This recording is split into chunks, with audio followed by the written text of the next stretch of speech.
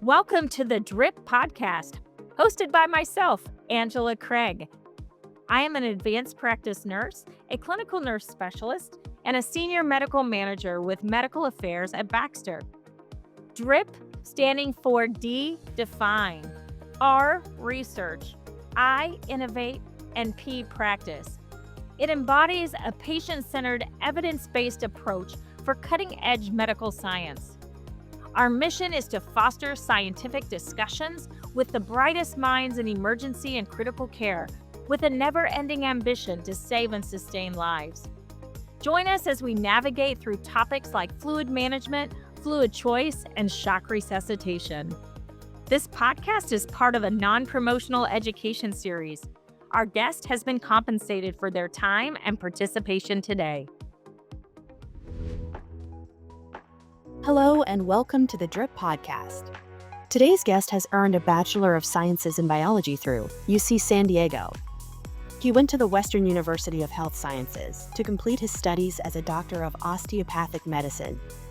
He completed his internal medicine internship and residency at Arya Jefferson Health System in Philadelphia, Pennsylvania. Dr. Grammy was both Intern of the Year and then Chief Medical Resident. He then proceeded to his Critical Care Fellowship with Jefferson Health System in Philadelphia, Pennsylvania. He practiced as an intensivist in San Diego for several years before transitioning to his position in San Luis Obispo, California. Please welcome Dr. Justin Grammy. Hello, everyone. This is going to be a great podcast today. I am your host, Angela Craig. I am a senior medical manager with Baxter in medical affairs, and we are going to discuss using stroke volume as you round on your patients as a provider. And actually, I shouldn't just limit it to stroke volume, but stroke volume index, cardiac output, cardiac index, TPR, TPRI, if you so wish for that as well. But we have Dr. Grammy here with us, and welcome, Dr. Grammy. I know the introduction was shared in your bio, but tell us a little bit about yourself and what your role is at your hospital. Hello, thank you for having me. I am an intensive care unit physician. I work full time in the ICU and I manage critically ill patients at two hospitals currently in California, both a neurologic center and a cardiovascular center. Awesome. And we are just really excited to have you. Just on a side note, is your weather there awesome? Because it's been very cold here in the South and the Midwest. It's to be jealous for. It's amazing out here. I'm sure it is. I'm sure we've had some winter craziness happening here, but we're glad you have better weather. But tell me, we've talked a lot about um, what you do on a daily basis, but let's just share with our audience like a day in the life of Dr. Grammy. So take us with you on your rounds, and maybe you could just explain how you use non invasive hemodynamic monitoring in your creative ways in your practice. Absolutely. I manage patients in the intensive care units. So I'm a specialist when it comes to life support. That includes ventilators and that includes advanced cardiovascular life systems. And I solely manage those patients on life support all day, every day. I utilize a lot of the non-invasive cardiac monitoring systems in a lot of different aspects and a lot of different diseases to help me get good insight on the patient, their volume status, and help me determine the next steps in managing their care, whether it's at the beginning of their care, in the middle, or towards discharge. Yeah, that's amazing. So, let's just do maybe like a patient you've had in the last week. Explain how maybe when there was something that you thought, I just need more information. I want to get more precision. I want to have better precision medicine. And can you just maybe share one of your scenarios with us? Absolutely. I manage a lot of patients in shock. So, hemodynamic instability, low blood pressure, which can lead to organ failure. Most recently, I had a patient who had a prolonged hospitalization, multiple surgeries, and returned from the most recent surgery with some severe shock, some severe hemodynamic instability, which is life threatening and can lead to organs shutting down and failing. And determining how to manage the patient's shock and what the primary etiology for their shock is vital in being able to improve their health and get them off of life support. So, Absolutely. specifically in this case, I deployed the non invasive cardiac monitoring systems, and I found that their stroke volume index was quite low. Now, I use several parameters in the care of my patients in order to determine if this is clinically accurate and appropriate, such as oxygenation. How much Mhm. oxygen on the ventilator? How much PEEP on the ventilator?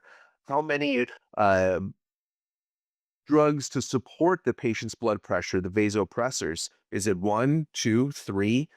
How Mhm. are their end organs functioning? So I can trend their troponin, I can trend their renal failure, I can trend their liver function enzymes in order to determine how they are trending, whether positively or negatively, and monitoring the urinary output. So as I did this, there was a difficult disagreement between several specialists about which way to go in managing this patient. However, Mhm. deploying the non invasive cardiac monitoring systems allowed me to determine that the patient was, in fact, intravascularly hypovolemic. The Mhm. stroke volume index came back quite low, less than 20, which is profoundly hypovolemic. And this can be very confusing when it comes to basic clinical analysis because the patient was very volume overloaded when just doing a clinical exam. So you would not suspect that giving more fluids in this situation would help the patient's end organ function. So furthermore, we can also trench the stroke volume index, give crystalloid, give albumin, and see how these affect the patient's stroke volume index, as well as the end organ function on their lab testing and urinary output. In doing so, we were able to wean the patient off of vasopressors that evening. Sometimes shock can last for days, and Right. toiling between figuring out what treatment modalities you can use to help the patient can be a lot of trial and error. But getting to the heart of the problem right away allows for a quick recovery for the patient and avoiding any end organ damage. Yeah, boy, you said that well. It's so important. And, let me just take a second and maybe give some background information. So, we know that the only real reason to give a fluid bolus would be to increase a patient's cardiac output and index, right? Or to increase the patient's stroke volume. So, if a patient is fluid responsive, that means when we give them volume, their stroke volume or stroke volume index will increase by 10% or greater. And that means they're fluid responsive, which means their heart can take and receive that volume to help forward flow to improve perfusion, right? If it's not 10% or greater, then we need to look at other options. So I just wanted to throw that in there. So that's really what you're doing. You're looking to see if, as you notice the patient seemed intravascularly dry, you then gave albumin and fluid, and what did you notice was happening with their stroke volume index after you gave that volume? Well, after you give the volume, you can trend the stroke volume index as well as the cardiac output and the cardiac index and watch these values slowly increase towards your goal numbers for euvolemia. And as you see that trend starting to improve, you will see other clinical factors improve as well. Increased urinary output, increased signs of perfusion. And you know then that you're on the right track. Yeah, it can really help with more of what we call precision management, right? For our patients, trying to be more precise and not just have a one size fits all modality for our patients. So let's think about another patient population. That was an excellent example. I just love hearing your stories. What about somebody who maybe had heart failure or a septic patient or a renal failure patient? Feel free, you pick. Let's just do another patient. Talk about your experience. Absolutely. We can actually take an example of one that combines both, and that would Okay, be in awesome. septic shock. So in septic shock, well, you will see someone who is profoundly vasodilated, and determining how much fluids to give the patient is extremely important. There have been several studies that give a ballpark estimate, give 30 cc's per kilogram, and that will be your treatment. However, every patient is different, and every patient will respond differently. And having a more specific method of being able to determine how much fluids the patient needs is vital in order to perfuse their end organs. So, using the stroke volume index in a septic shock patient with an elevated lactate will help you determine how much fluid is precisely enough. Because if you go too far, you can have issues with oxygenation. If you give too little, you may not have the end organ perfusion that you need, and you can lead to stunted kidney function, for example. And so this is extremely important in advancing how we look at septic shock and how we manage septic shock. And this can allow other people within the care fields to be able to understand where that patient is in their volume status as well. Nursing can take a look at these numbers and collaborate with the physician and how they're improving and if they're reaching the target numbers required for them to be euvolemic. Now, in septic shock, a small percentage of patients, however, a profound number in the totality, can have what's called septic cardiomyopathy. And this can be very similar to cardiogenic shock, but difficult to recognize because Yes. cardiogenic shock has very specific numbers as well. And you can see an overlap picture, which makes Mhm. it very challenging to determine how you're going to continue your care. These initial steps are pretty straightforward and common amongst physician knowledge. But when you get deep in the weeds and you have a patient 72 hours into septic shock who is requiring more vasopressors, you can use non invasive cardiac monitoring to determine their cardiac index to see Mhm. how well that pump is functioning. And in septic shock, it can profoundly decrease 48 to 72 hours after the initial presentation. And this can be profoundly different and require different steps in order to improve the patient's care. Specifically, if you see a low cardiac index when the patient originally presented with a hyperdynamic heart, a high cardiac index, then you can decide to add inotropic agents such Mhm. as dobutamine or milrinone in order to improve the pump of the heart so that the blood can be delivered to the end organs and allow for oxygen to offload to the organs that need it. And Yeah. using these non invasive measurements can help guide when you can use it, when you should use it, and not overutilizing something that can have profound adverse effects if not used correctly. Yeah, so true. And I think many places don't use something like a non-invasive hemodynamic monitor. And I've uh, when it comes to this cardiogenic shock scenario, what's interesting is you may have the patient increased on vasopressors to where their blood pressure is normalized. But if you can't observe that cardiac output and cardiac index, what you may think the patient is doing fine. But if you notice and have the ability to monitor that cardiac output index as we are increasing pressors, these patients, we are clamping them down, right? And I understand why we're doing it. We're trying to help them improve their perfusion, improve their blood pressure. However, blood pressure does not equate to flow. And many times that wreaks havoc with these in the cardiac world, right? It tends to cause it to be harder to pump against that resistance. Even though we mean well, sometimes it's kind of giving our heart a challenge, right? In those really bad septic patients who now end up with a septic cardiomyopathy. Absolutely. And what's really important to notice about non invasive cardiac monitoring is that it's quick and it's easy to apply, and you can trend numbers in a very expedient manner that poses very little risk to the patient in comparison to invasive cardiac monitoring systems, which Right. require someone who has a procedural skill in order to place an invasive monitor that then carries risks that can be profound and can stick with the patient for a long time.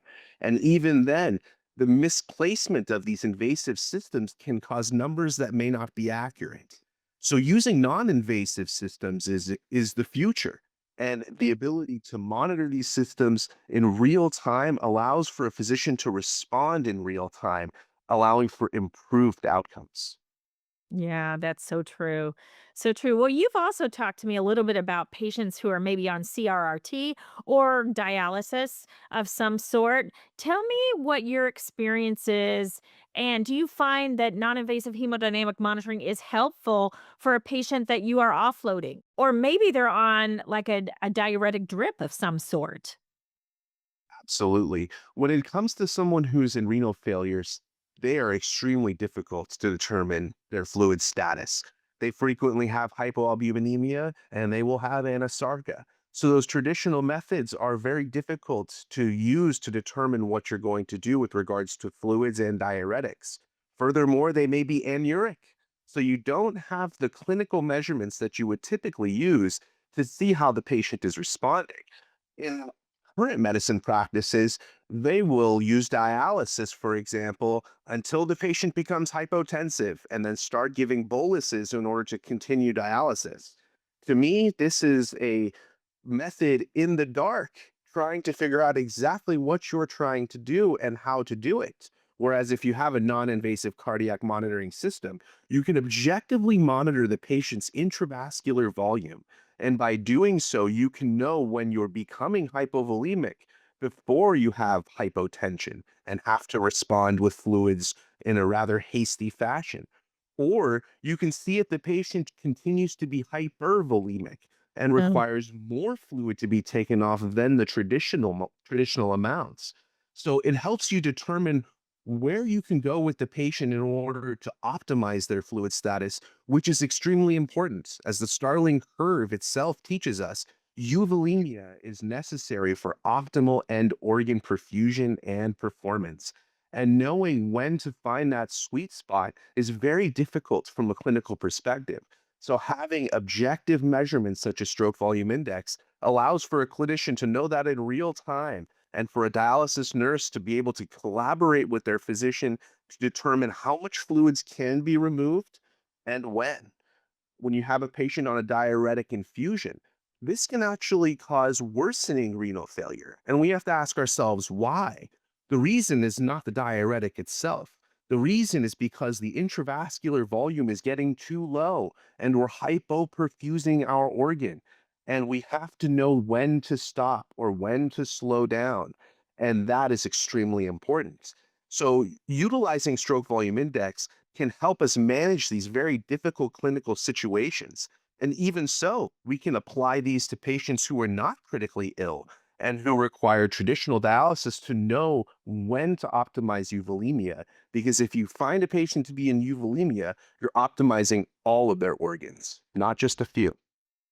Right. In fact, I had at the hospital that I still work at PRN. Um, I had someone who came up to me and said that they were looking at the stroke volume and they were trending it on a patient with CRT.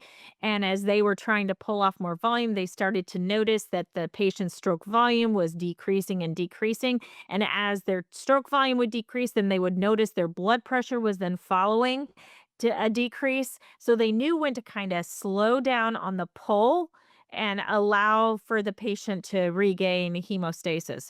So, excuse me, homeostasis. So, do you find that that can be very helpful too? Is that kind of what your experience has been watching that stroke volume index and helping you to know when you've pulled about as much as you can pull?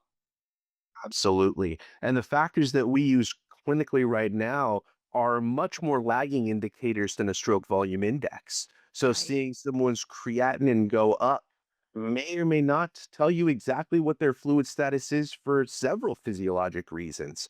Watching a lactate go up will be a lagging indicator in which you're actually having time when organs are being hypoperfused and hypooxygenated.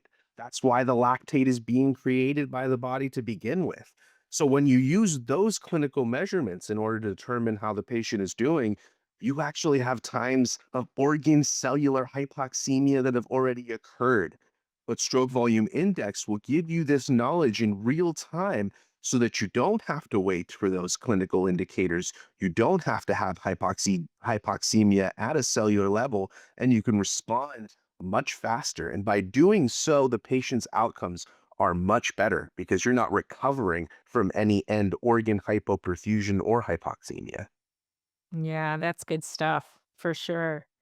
Well, can you think back in your practice, maybe the last 2 weeks? Is there another patient similar to that surgical one that you can just give us a rundown on how non-invasive hemodynamic monitoring was helpful for the patient? Absolutely. In cardiogenic shock, it's very interesting because knowing someone's volume status in relation to their systemic vascular resistance is extremely important.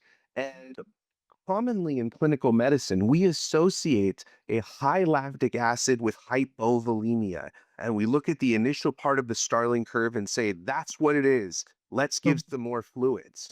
In reality, the Starling curve is a parabola.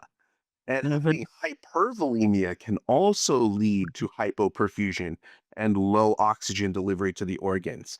And so, in this clinical scenario, we had a lactate that kept on increasing, regardless of the amount of fluids that was being administered to the patient. As they continued to give more and more crystalloid and colloid, the lactate continued to go up further and further.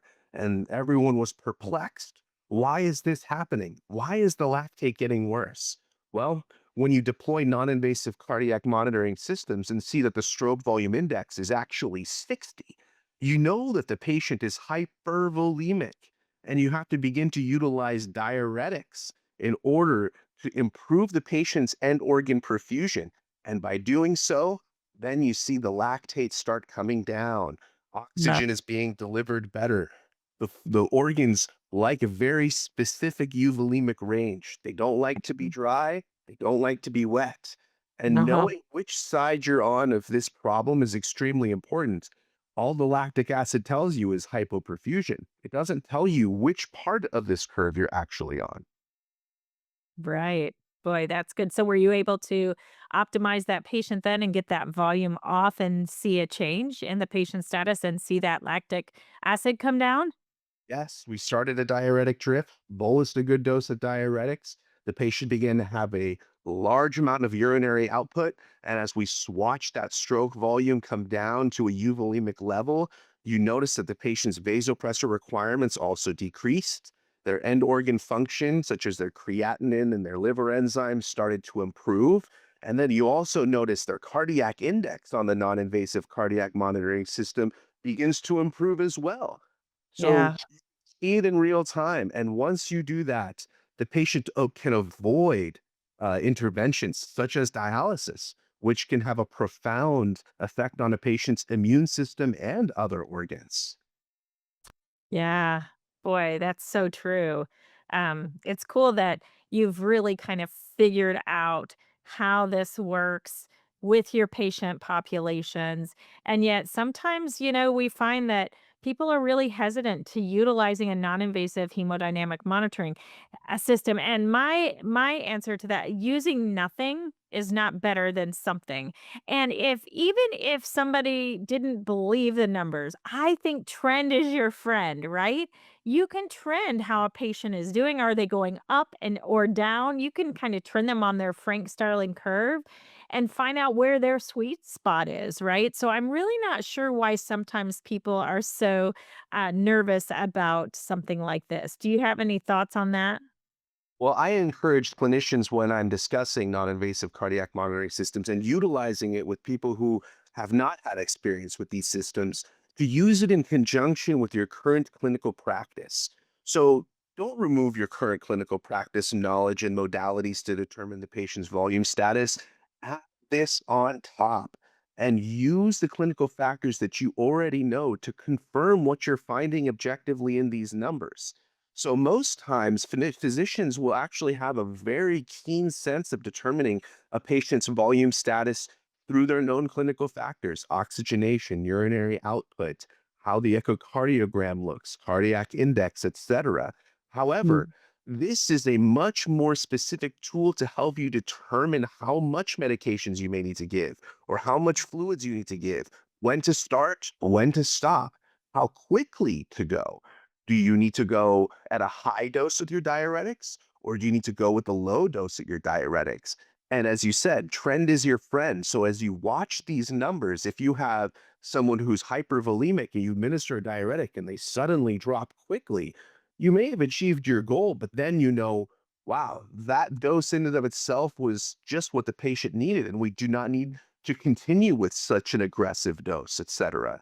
So this is like taking a ruler, and when you're measuring in inches, now you can start measuring in centimeters, and you can start seeing the small amounts of improvement that you're doing and how you're doing it, and tailor the therapies that you already know and utilize the clinical factors that they already use in order to find a much better way to treat the patient and quicker, and find that these outcomes actually improve significantly by doing so.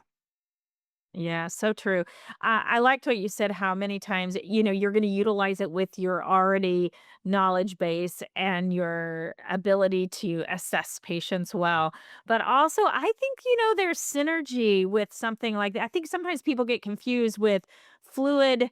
Um, as fluid having the ability to respond to fluid, so fluid responsiveness versus just fluid management or fluid balance, right? It's different. And I do think one thing that's so important to remember is that, let's say we're doing IVC collapsibility and you think a patient is dry. um and so you say, okay, this patient's dry, we need to give fluids. But this is that next step where there can be real synergy, where we say, hey, is this patient fluid responsive? Because can they take and receive that volume to help improve perfusion? Because if they're not fluid responsive, even though they're dry, that's not always going to help them. So some patients need work on tone while they're getting the fluid. Have you found that to be the case as well, where you may feel like a patient is dry, but they're not fluid responsive? So how do you handle those patients? Absolutely.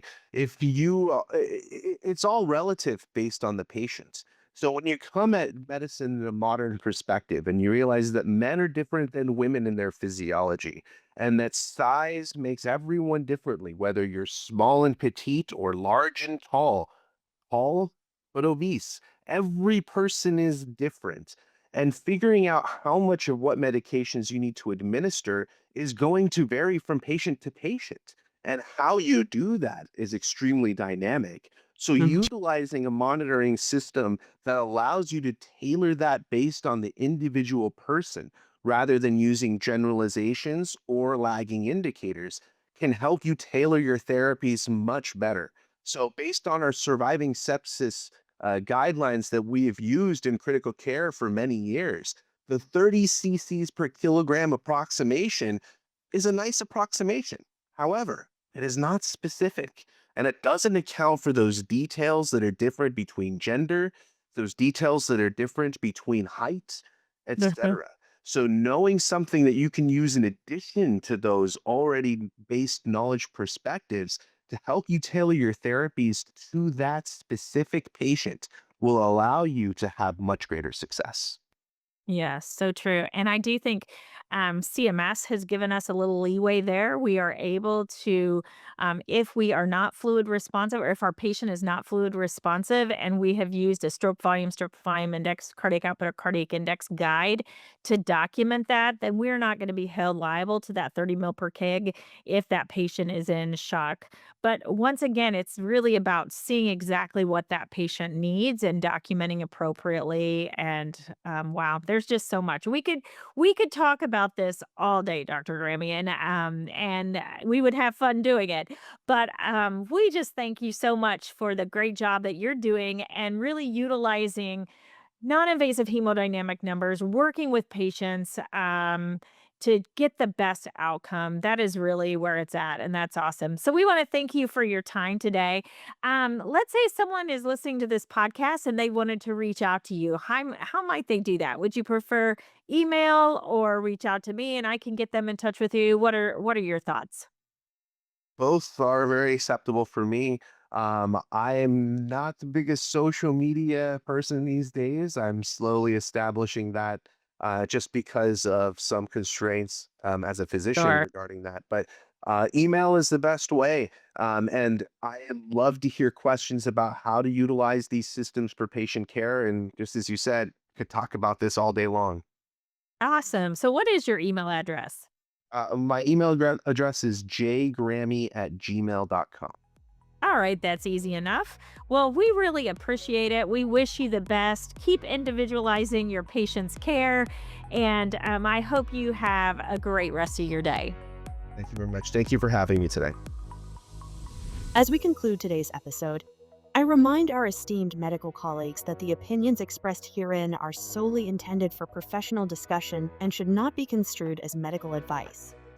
We encourage all listeners to consult their own healthcare providers for personalized medical guidance.